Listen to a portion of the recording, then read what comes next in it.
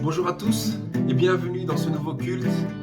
On va passer ce temps de louange ensemble, on va commencer par lui chanter ce chant qui dit « Béni soit ton nom Seigneur ». Je veux te louer, que ce soit dans les bons, dans les mauvais moments Seigneur. Je veux te remercier pour ton amour Seigneur, l'amour que tu as eu avec Jésus sur la croix Seigneur. Et je veux te chanter aussi combien tu es grand. Aujourd'hui Seigneur, je veux te dédier ma louange. Béni soit ton nom.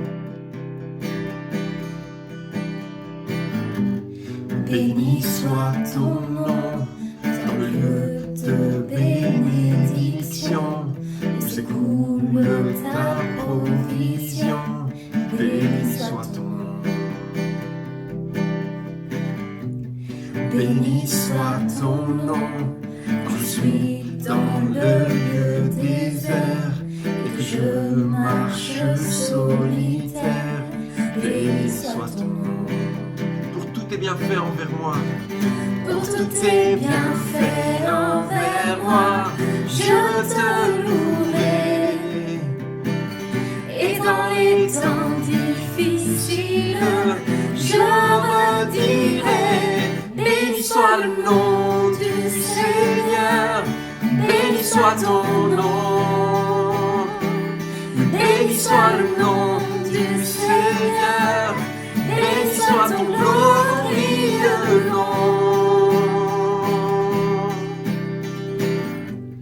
Béni soit ton nom, quand sur moi brille le soleil, quand le monde tourne à merveille. Béni soit ton nom. Béni soit ton nom, quand l'épreuve vient me former, quand je dois tout sacrifier. Béni soit ton nom. Pour tous tes bienfaits. Pour tous tes bienfaits envers moi, je te louerai. Et dans les temps difficiles, je redirai: béni soit le nom du Seigneur, béni soit ton nom. Béni soit le nom du Seigneur, béni soit ton glorieux nom. Béni soit le nom du Seigneur, béni soit ton nom. Béni soit le nom du Seigneur, béni soit ton glorieux nom. Seigneur, tu as donné. Seigneur, tu as donné. Seigneur, tu as repris. Malgré tout, je dirai que ton nom soit béni. Seigneur, tu as donné. Seigneur, tu as repris. En tout temps, Malgré tout, je dirai que ton nom soit béni. oui, Béni soit le nom du Seigneur, béni soit ton nom. Béni soit le nom du Seigneur, béni soit ton glorieux nom. Béni soit le nom du Seigneur, béni soit ton nom. Béni soit le nom du Seigneur, Béni soit ton glorieux nom. Béni soit ton glorieux nom. Béni soit ton glorieux nom.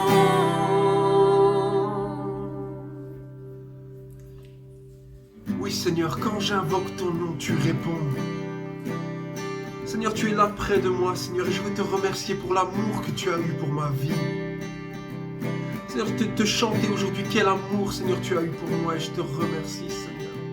Reçois ce chant, Seigneur, de reconnaissance. Quand j'invoque ton nom, tu réponds. Quand je tombe, tu es là près de moi.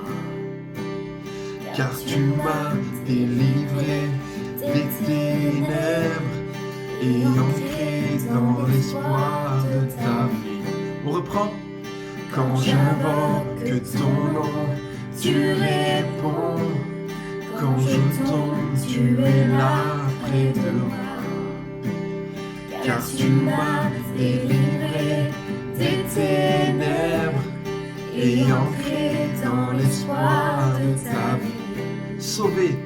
Sauvé par grâce, oui je suis libre, et pour toi je vis. Oh quel amour immense et insondable, oh quel espoir certain et incomparable. J'étais perdu, tu m'as donné la vie. Toi mon Dieu, mon rocher éternel, en tout temps ma confiance est en toi. Je te rends gloire, honneur, je t'adore, mon sauveur élevé dans la gloire.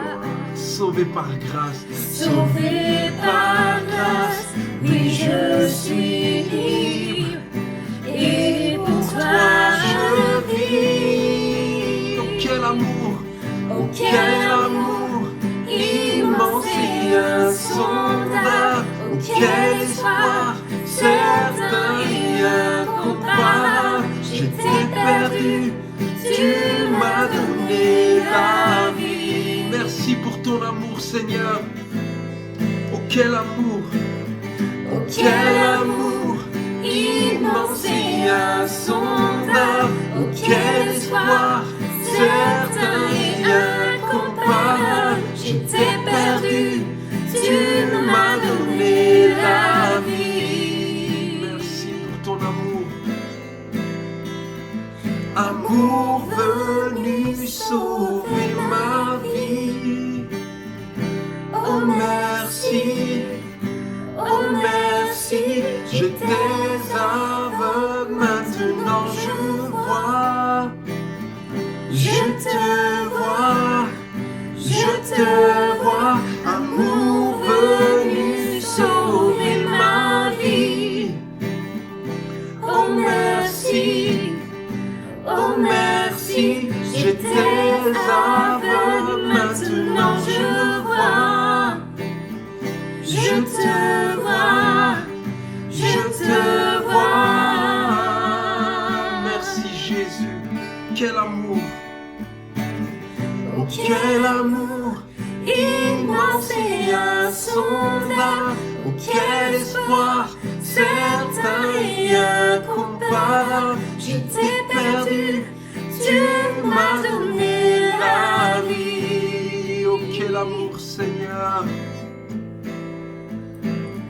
Oh quel amour immense et insondable, oh quel espoir certain et incomparable. J'étais perdu, tu m'as donné la vie. Merci Seigneur parce que j'étais perdu. Merci Seigneur parce que malgré ta grandeur tu es venu jusqu'à moi Seigneur. Et je te bénis Seigneur. Et je veux te chanter maintenant Seigneur. Le roi dans sa beauté, Vêtu de majesté, la terre est dans la joie, la terre est dans la joie. sa gloire resplendit. L'obscurité s'enfuit au son de sa voix, au son de sa voix. Combien Dieu est grand, chantons-le combien Dieu est grand, et tous verront combien Dieu est grand. Alléluia. Car d'âge en âge, Car d'âge en âge il vit, le temps lui est soumis. Commencement et fin, commencement et fin. Céleste Trinité, Dieu le Dieu d'éternité, Dieu d'éternité, il est l'agneau divin, il est l'agneau divin. Combien Dieu est grand, chantons-le combien Dieu est grand, et tous verront combien Dieu est grand. combien Dieu est grand, Combien Dieu est grand, chantons-le combien Dieu est grand, et tous verront combien Dieu est grand. son nom est tout puissant, Son nom est tout puissant, tu es digne des louanges, digne de louange. Je chanterai combien Dieu est grand. oui son nom est tout puissant, croyons-le, Son nom est tout puissant, tu es digne des louanges Seigneur, digne de louange. Je chanterai combien Dieu est grand. de tout mon être alors s'élève un chant, De tout mon être, alors s'élève un chant. Dieu tout puissant, Dieu tout-puissant, que tu es grand. De tout mon être, alors s'élève un chant. Dieu tout-puissant, que tu es grand. de tout mon être, De tout mon être, alors s'élève un chant. reçois ma louange, Dieu tout-puissant, que tu es grand. De tout mon être, alors s'élève un chant. Dieu tout-puissant, que tu es grand.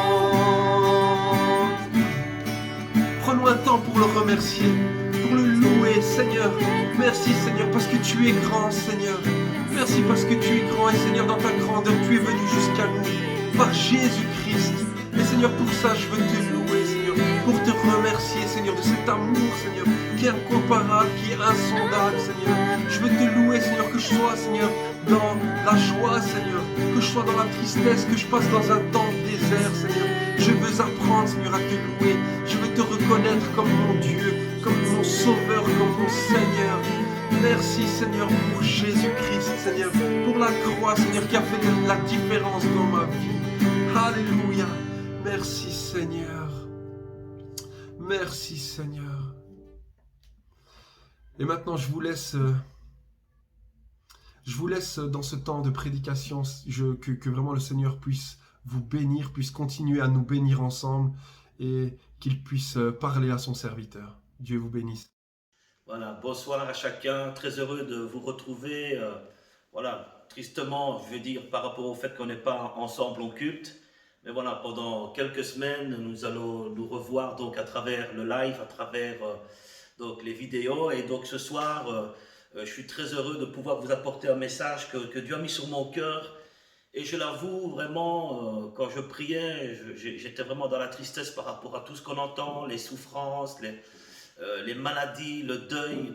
Et j'ai vraiment voulu demander au Seigneur, Seigneur, donne-moi une parole qui puisse nous encourager, mais pas seulement nous encourager parce qu'on veut être encouragé, mais aussi comprendre ce que tu veux que nous puissions faire dans ces moments difficiles.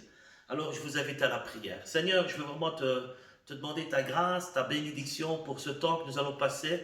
Seigneur, je te demande de bénir chaque personne qui va écouter ce message et qui a besoin aussi de cette parole. Seigneur, merci de nous bénir tous ensemble. Merci de bénir nos communautés, que ce soit à Seraing, à Charleroi, à Halle, mais aussi toutes les communautés. Seigneur, tous ceux qui passent par des moments difficiles, nous les remettons devant toi dans le beau nom de Jésus. Amen. Alors ce soir, j'aimerais vous lire un texte qui se trouve dans l'évangile de Matthieu, au chapitre 8. Il sera question de tempête, et c'est un peu ce que nous vivons actuellement. Alors dans Matthieu 8, au verset 23-27, il est dit « Jésus monta dans la barque et ses disciples l'accompagnèrent. Soudain, une grande tempête s'éleva sur le lac, si bien que les vagues recouvraient la barque. Mais Jésus dormait. Les disciples s'approchèrent de lui et le réveillèrent en criant « Seigneur, sauve-nous, nous allons mourir !» Jésus leur répondit « Pourquoi avez-vous peur ? Comme votre confiance est faible. » Alors il se leva, parla sévèrement au vent et à l'eau du lac, et il se fit un grand calme. Tous étaient remplis d'étonnement et disaient « Quel genre d'homme est-ce pour que même le vent et les flots lui obéissent ?» Alors, ce soir, en me plongeant dans le texte biblique, il s'éleva une si grande tempête que la barque était couverte de flots. Et le mot utilisé pour tempête ici est un mot assez fort. C'est le mot qui donne en français séisme, tremblement de terre. C'est vraiment quelque chose de fort, quelque chose qui est même étonnant. Hein. Et pour aller plus loin, ce mot a une racine qui signifie agiter, secouer, trembler de peur, avoir l'esprit agité. Et je pense que dans les moments que nous vivons, on peut se reconnaître. Et si ce soir, si tu vis cette peur par rapport à tout ce qu'il y a autour de toi, si tu vis ces angoisses, eh bien ce message est pour toi. Si ton cœur tremble, ce message est pour toi. Si tu passes une tempête, ce message est pour toi. Si tu passes le deuil, ce message est pour toi. Alors, pour remettre dans le contexte de ce texte merveilleux ce soir, les disciples, justement, viennent de voir des miracles extraordinaires. Plusieurs démoniaques libérés, des malades guéris. Il guérit la fièvre de la belle-mère de Pierre. Et je veux vraiment prier pour savoir qu'un des symptômes de ce Covid est justement la fièvre. Je prie vraiment que Dieu nous libère de cette fièvre du Covid. Alors, un peu avant aussi, on voit qu'il y a eu un lépreux qui était guéri. Et ils ont été témoins de choses que les autres vivaient. En fait, ils ont été témoins des malheurs des autres et de la bénédiction dans le malheur des gens. Mais cette fois, ça les concerne eux. C'est eux qui sont touchés. Cette fois, peut-être, toi aussi, tu as été témoin de ce que les gens ont vécu dans leur malheur et comment Dieu a agi, mais toi, tu n'as jamais été touché. Mais cette fois, c'est peut-être toi qui es touché. C'est peut-être nous qui sommes touchés. Et quand la maladie frappe, quand le deuil frappe, quand la crise économique frappe, et on sait combien nos indépendants vivent des moments très difficiles actuellement, eh bien, c'est comme un séisme, et le mot n'est pas trop fort, qui vient nous faire trembler. Mais la question qu'un enfant de Dieu doit se poser, c'est celle-ci. Ce n'est pas toujours des pourquoi, on le verra tout à l'heure, mais maintenant, Seigneur, que je suis là. Maintenant, voilà, Seigneur, c'est moi qui suis dans la barque. Alors écoutez ceci ce soir, et je ne veux choquer personne. Mais pour nous qui sommes enfants de Dieu, toutes ces tempêtes nous préparent à devenir des hommes et des femmes meilleurs. Des hommes et des femmes accomplis, des hommes et des femmes responsables, À travers ces épreuves, à travers ces tempêtes, Dieu veut faire de nous des colonnes et des appuis, mais aussi des témoignages, des témoignages. Alors, pour illustrer ceci, nous connaissons tous Nick Vujicic, je ne sais pas bien prononcer son nom, hein, donc cet homme qui vit au-delà de ses limites, quelqu'un qui a vécu un malheur, un séisme. Les parents ont vécu ce séisme quand ils ont vu la naissance de cet enfant qui n'avait ni bras ni jambes.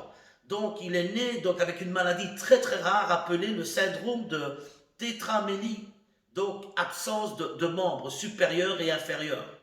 Alors cette maladie qui n'a pas empêché d'accomplir des miracles dans la vie de ce garçon, une maladie qui n'a pas empêché de s'accomplir de bien des manières dans la vie de ce garçon. Écoutez, prédicateur, conférencier à la renommée internationale, auteur à succès, mari et père de 4 enfants.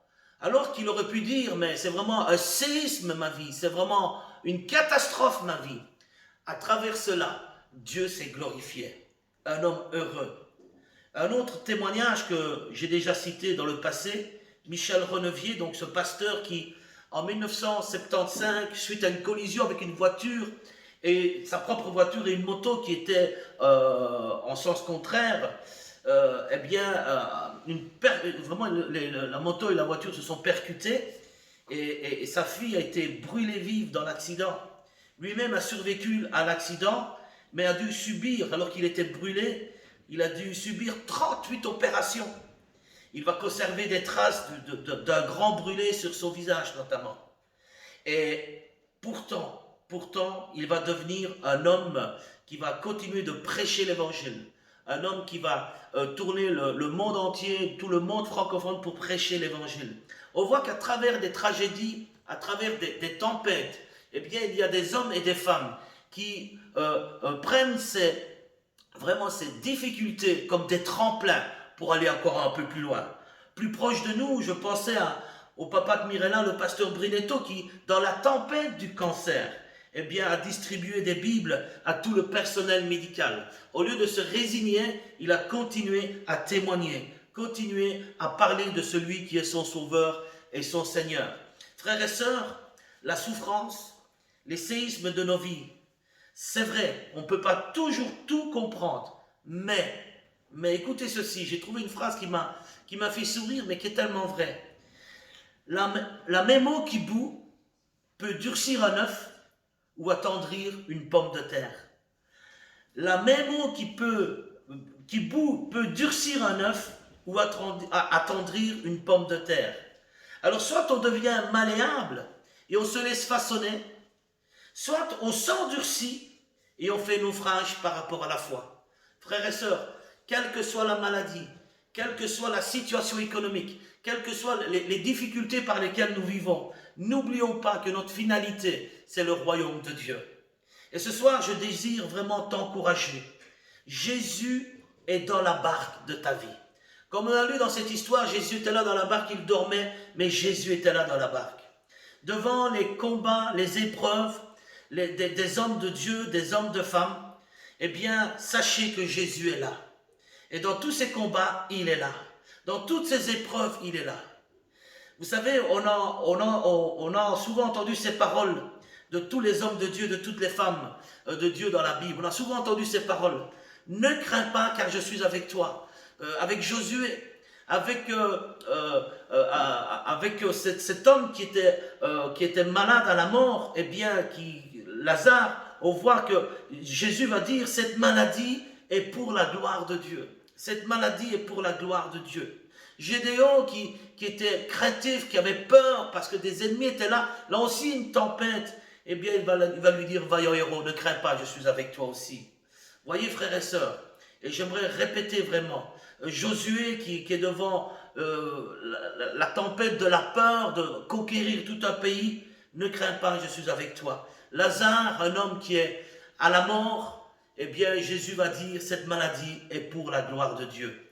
Comprenez ceci ce soir, Jésus n'a jamais promis qu'il n'y aurait pas de tempête.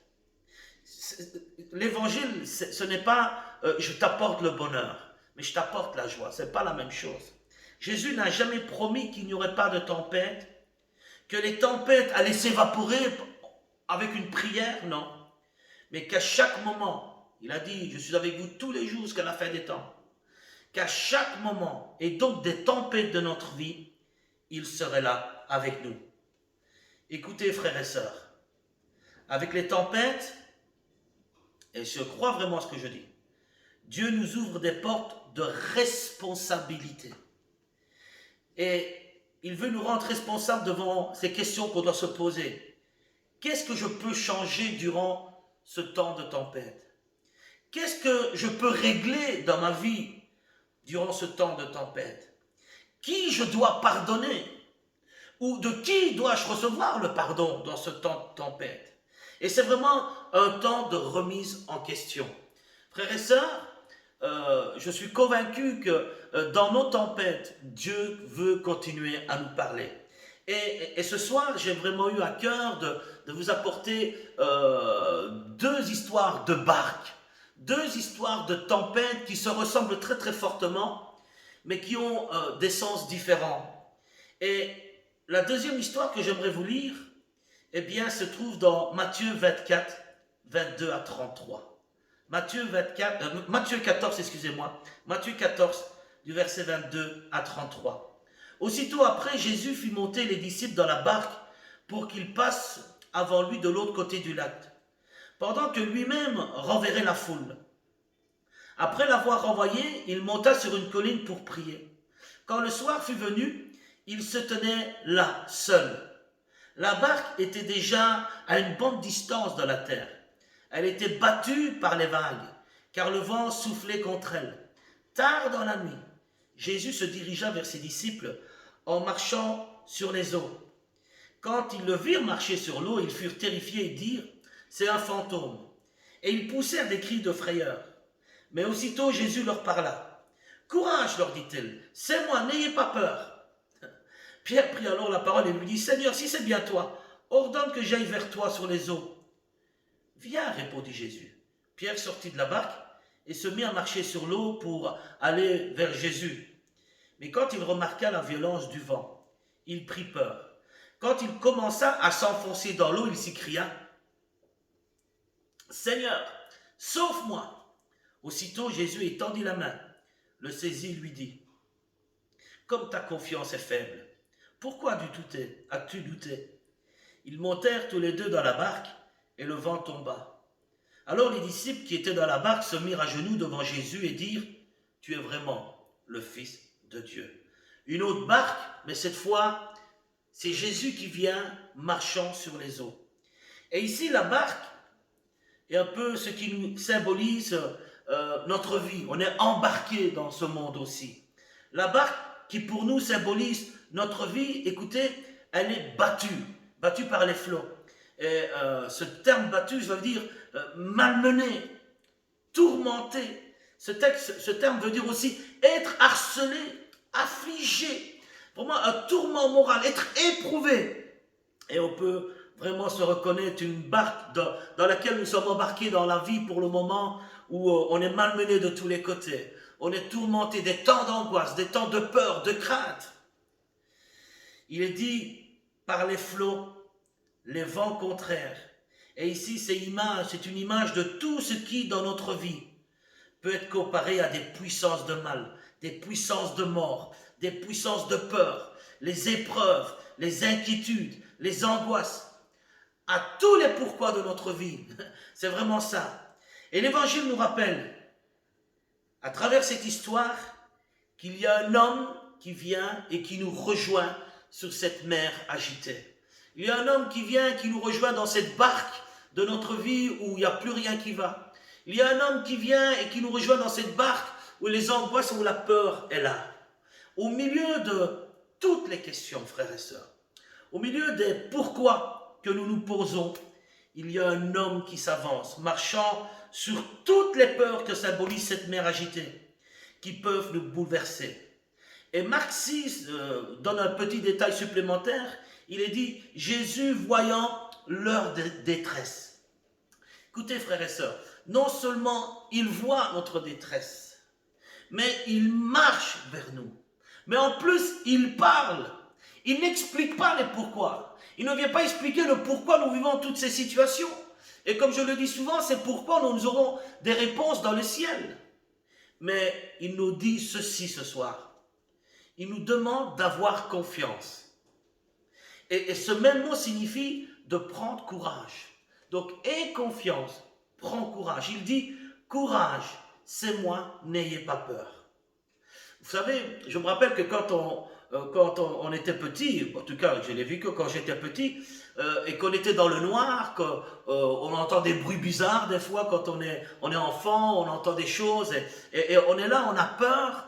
Et le fait d'entendre la voix d'une personne, du papa ou de la maman qui dit je suis là, n'aie pas peur, ou simplement le fait qu'on t'appelle pendant que tu es dans le noir absolu, eh bien le fait d'entendre une voix, eh bien tu reprends courage. Pourquoi tu dis waouh, je ne suis pas seul, il y a quelqu'un qui est avec moi. Et je voudrais te dire que tu n'es pas seul dans le noir de ta vie pour le moment. Tu n'es pas seul dans la chambre d'hôpital dans laquelle tu es. Tu n'es pas seul dans le lieu de tourment dans lequel tu es pour le moment. Tu n'es pas seul. Jésus est avec toi. Là où tu es dans ton deuil, dans ta maladie, dans ta peur du Covid, dans tes angoisses, dans tous tes questionnements, tu n'es pas seul. Il est là. Prends courage.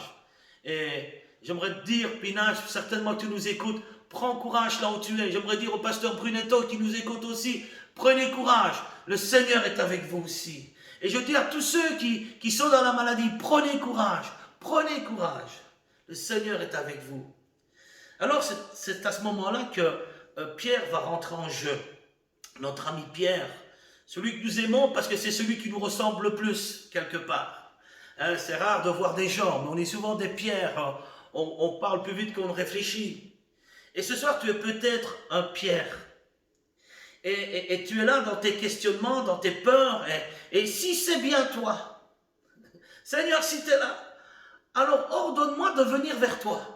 Sur les eaux, donc sur les problèmes, je veux vraiment venir, Seigneur. Et Pierre va recevoir cette parole extraordinaire. Jésus va dire, viens. Et on peut imaginer que les deux avancent l'un vers l'autre.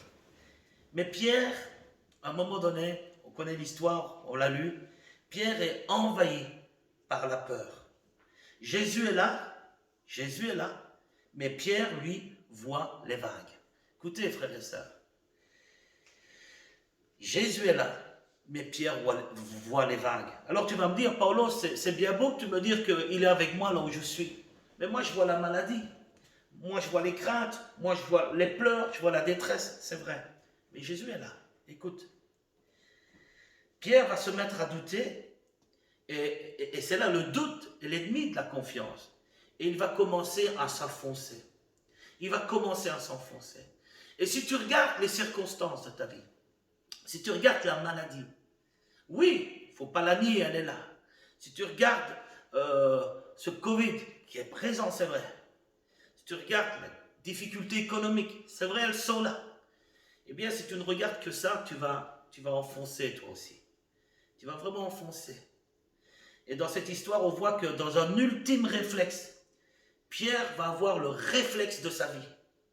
Seigneur, sauve-moi. En d'autres termes, Seigneur, tu vois que moi je ne regarde que mes problèmes. Seigneur, tu vois que je vois ma maladie. Seigneur, j'arrive pas, Seigneur. Seigneur, j'ai dur, Seigneur. Toi, tu me dis de venir, mais moi je vois des vagues, Seigneur. Seigneur, tu me dis de venir, mais moi je vois ma maladie. Seigneur, tu me dis de venir, mais moi je vois mon deuil. Seigneur, tu me dis de venir, mais moi je vois ma crise économique. Seigneur, tu me dis de venir, mais moi je vois mon couple qui est en train de chavirer. Seigneur, tu me dis de venir, mais moi je vois mon enfant qui s'enfonce encore plus dans la détresse. Il est toujours seul dans sa chambre. Seigneur, si tu regardes que ça, tu vas t'enfoncer. Fais comme Pierre. Seigneur, sauve-moi. Et il nous arrive à nous aussi. Comme Pierre, comme je l'ai dit. On ne voit que les circonstances. Mais Jésus va voir au-delà des circonstances. Frères et sœurs, j'ai une bonne nouvelle pour vous. Jésus ne condamne pas Pierre. Jésus connaît nos limites. Et c'est Jésus qui va le rattraper. C'est Jésus qui va tendre la main. Ils sont main dans la main et Jésus le tient fermement pour ne pas que Pierre coule. Jésus ce soir te tient et il ne permettra pas que tu coules dans la circonstance dans laquelle tu es. Jésus te tient par la main. Il ne permettra pas que tu puisses couler dans ta souffrance et dans tes difficultés. Amen. Dans l'étape de ta vie que tu vis actuellement, laisse Jésus venir à toi. Laisse Jésus te rejoindre là où tu es. Alors, tu peux te demander, mais où est Jésus dans ma vie actuellement? Tu le cherches alors que c'est lui qui vient et qui te trouve. Ce soir, j'aimerais conclure avec cette parole que je n'ai pas dite mais que je vais dire maintenant. Dans la première histoire, frères et sœurs, que nous avons lue, au verset 24, une grande tempête. Grosse difficulté, mon frère, ma sœur. Situation qui te dépasse. Mais le verset 26, après l'intervention de Jésus, c'est un grand calme. Vous voyez, il y a une grande tempête, un grand calme. Il n'est pas dit qu'il y a eu une grande tempête, après c'était tout calme. C'était un grand calme. La bénédiction sera proportionnelle à l'intensité de ton épreuve. La bénédiction sera proportionnelle à l'intensité de ton épreuve. Alors ce soir, ne laisse pas le découragement ronger ta vie. Ne laisse pas la peur ronger ta vie. Ne laisse pas la peine ronger ta vie. Ce soir, saisis la main que Jésus te donne. Ce soir, crois vraiment qu'il t'apportera un grand calme après ta grande tempête. Ce soir, tout simplement, aie confiance en Jésus. L'Église prie pour les besoins. Si vous avez des besoins, n'hésitez pas, contactez-nous et nous prierons aussi pour vous. J'aimerais terminer par la prière. Seigneur, merci pour ta présence dans ce lieu. Et j'aimerais dire dans le lieu où se trouvent tous nos bien-aimés qui sont dans la souffrance actuellement, dans les difficultés financières, dans la maladie, dans le deuil. C'est toi qui vas les rejoindre. C'est toi qui vas leur faire du bien. C'est toi, Seigneur, qui tends la main. Seigneur, je proclame ce soir, ils ne couleront pas parce que tu es avec eux. Tu les prends par la main. Seigneur, quand je marche dans la vallée de l'ombre de la mort, je ne crains aucun mal, car tu es avec moi. Seigneur, bénis mes frères, bénis mes sœurs, bénis l'Église dans les moments qu'elle passe actuellement. Seigneur, c'est une grande tempête, mais je crois, Seigneur, que nous allons vivre une grande bénédiction après ce Covid aussi. À toi toute la gloire. Amen. Alors, chers amis, un grand merci pour votre écoute. Et j'aimerais juste rappeler pour l'église de Serein, pour l'église de Charleroi et de Halle, donc comme je l'ai fait dans les annonces, donc je rappelle que tous ceux qui désirent le baptême, donc soyez à l'écoute, donc envoyez-moi un message en privé et on commencera les études en vidéoconférence. Il y aura aussi donc pour les diacres, les aspirants diacres, une étude, comme je l'ai dit, et il y a des études qui seront préparées. Nous aurons notre sœur Angela qui apportera aussi une pensée par rapport à ce qu'elle avait amené déjà le jeudi, mais je pense que ça va faire du bien à tout le monde. Carmelo Mendola va aussi préparer une pensée pour nous. Il y aura vraiment de quoi être nourri spirituellement. En attendant, prions les uns pour les autres. Que Dieu vous bénisse.